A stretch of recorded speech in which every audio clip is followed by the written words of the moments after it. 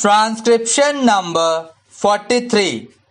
Mr. Vice Chairman, Sir, at the outset, I must express my thanks to the honorable members on both sides of the House who have participated in the discussion on the 10th 5-year plan document. Honorable members will very kindly appreciate that within the short time at my disposal, it will not be possible for him to clarify all the points which they have raised during the course of the discussion. I am going to confine my remarks to certain important aspects of the discussion, though I have taken note of almost all the points which honorable members made during the course of the discussion.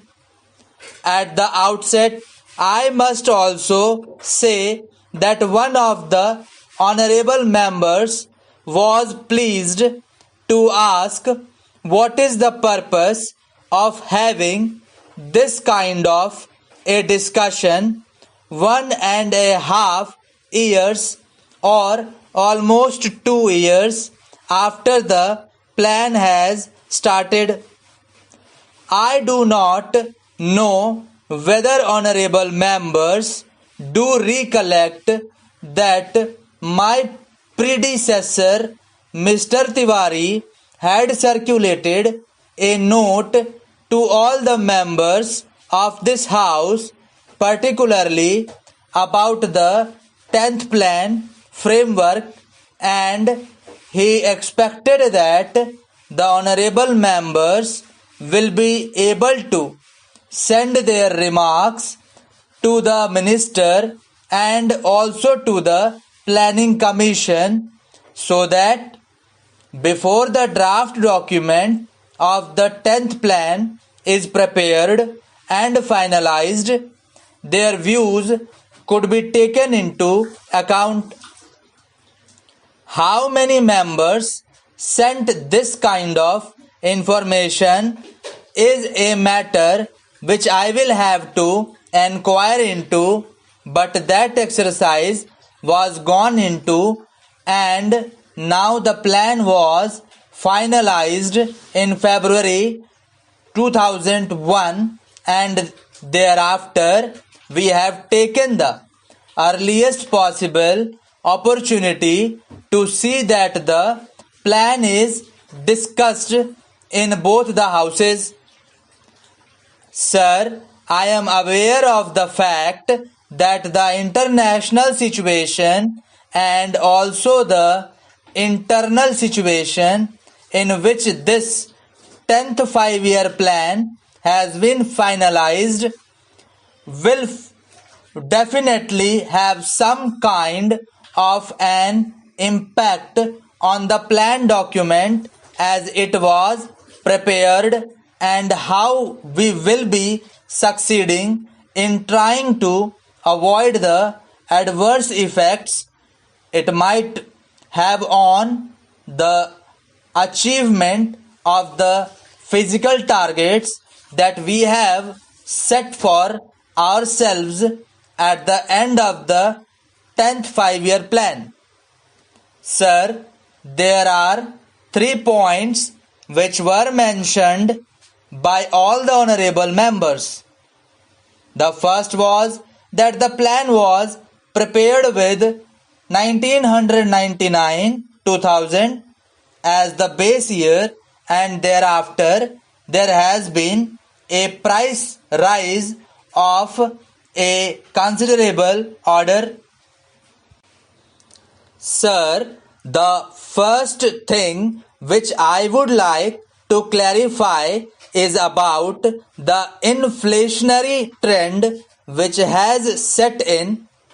One of the honorable members, Shri Shankar Ghosh, a very experienced member of this house, who had also been in the planning commission and knows the intricacies of how the things are being worked out, has been pleased to state here that the rate of inflation is very high, and added to that the balance of payments position is going to be very bad.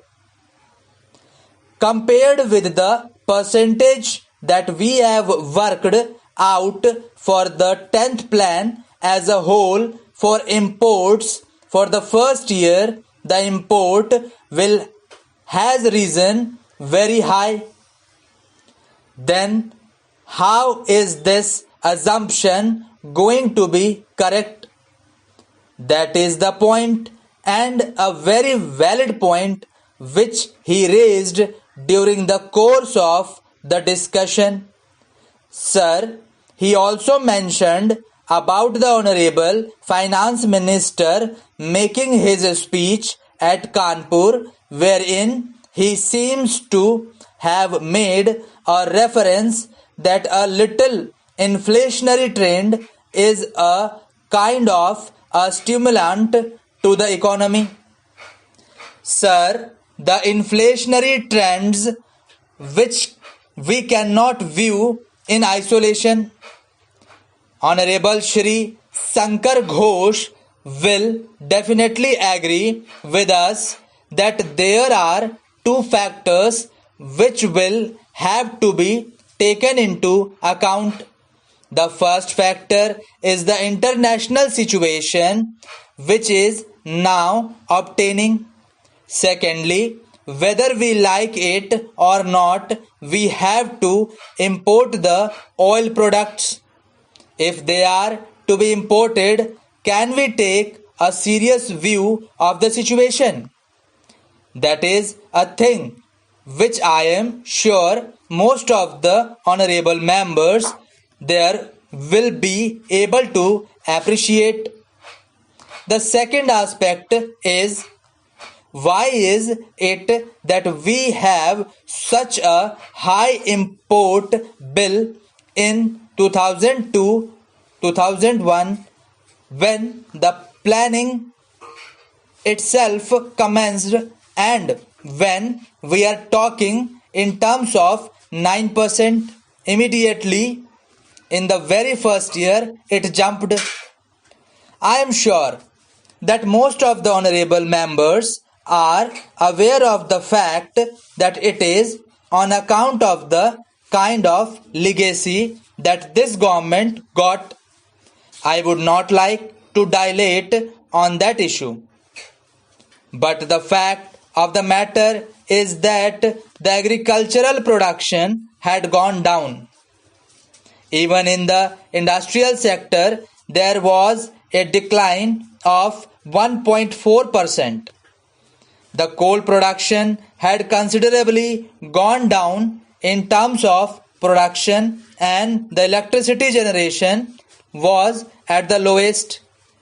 If we had to make a beginning, which in fact is within the control of the Government of India, with these infrastructural facilities which will have to be provided both in the agricultural sector and the industrial sector, concerted efforts will have to be made. Thank you.